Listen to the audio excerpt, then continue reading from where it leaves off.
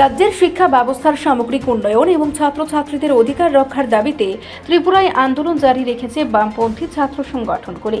এরই অঙ্গ হিসেবে রাজ্যের বিদ্যালয় এবং কলেজগুলিতে পর্যাপ্ত পরিমাণে স্থায়ী শিক্ষক নিয়োগ, শিক্ষার বাণিজ্যিকীকরণ তথা বেসরকারীকরণ অবিলম্বে বন্ধ করা এবং শিক্ষাঙ্গনে ছাত্রছাত্রীদের সামগ্রিক নিরাপত্তা সুনিশ্চিত করার মতো একাধিক জ্বলন্ত দাবিতে এক গণ অবস্থান কর্মসূচি সংঘটিত হল।